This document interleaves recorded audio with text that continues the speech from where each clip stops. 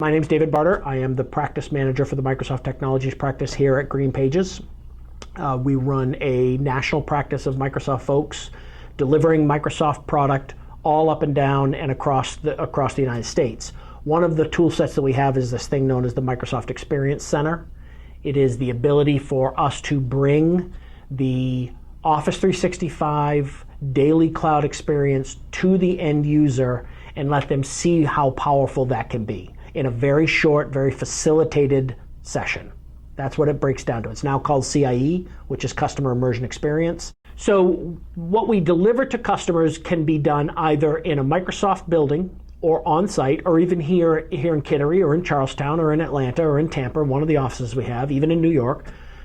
It's a mobile kit that comes in and has all of the pieces and parts necessary to perform this. It operates out of the cloud through an Office 365 instance, so the experience is legitimate, right? You're getting the same speeds that you would normally get because it's running over wireless. It's a normal activity for you.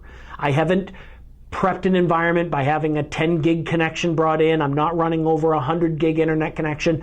I'm running over whatever the building's providing, whatever you have on-prem, so you get a real understanding of what that experience would be when I am accessing my mail from the cloud, when I am dealing with Link and I'm trying to get an attachment to go to somebody, or I'm opening up a whiteboard session. So we bring that on-site. It's typically 4 hours. 4 to 6 hours is really how the real runtime is, but the actual facilitated event is 4 hours. We start off in the beginning by saying, hey, how do you start your day? What do you do? And what are some of the pain points that you have in the course of your day in your current environment? And we make a list. We write them on the whiteboard and we make a list of them. Then, as we go through the course of the facilitated event and the folks start using this, oftentimes we talk a lot in the beginning and we talk very little at the end because it takes on a life of its own. These folks start IMing with each other, inviting each other to meetings, opening up, sharing documents, whiteboard sessions. If it gets stuck, then we'll help them by saying, oh, by the way, did you know you could do this? Hey, did you know that you could share that content through Link and someone can download it? And we'll give them 30 seconds on how to do that, and then they start doing it themselves.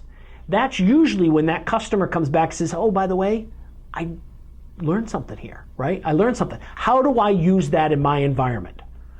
One of the biggest questions we get with folks that come out of these conversations is, how do I keep things out of email? Right now, one of the biggest issues with Office 365 or email in general, Exchange in general, and mail as a global communication tool is that everybody thinks it is both a file server, it is a repository for every piece of mail that I should have, it is where I function, and I don't care, I communicate through initial email and then multiple response email.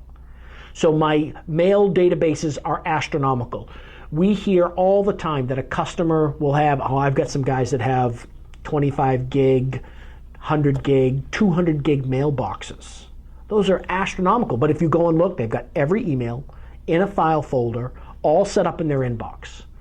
So we show them how to use Link as the primary communication tool so that they can, one, be more efficient with their communication. It's not multiple emails over the multiple course of hours, even sometimes course of days. They can get an instant answer. And by sitting down at the mech and running that and going through that, having that real-time communication with their peers or sometimes other customers that are at these things, we'll have a mix of customers, they realize that, oh my God, this is so much easier to do. How do I deploy this in my environment? How do I secure this? Then we go in and we build reference architectures, we deploy product, we help them get trained, and then oftentimes we go and we say, look, here's the admin training that you have to have. We provide that full service experience out of the fact that they came out of the conversation saying, hey, I learned something today. And I think that's really the powerful piece of the mech.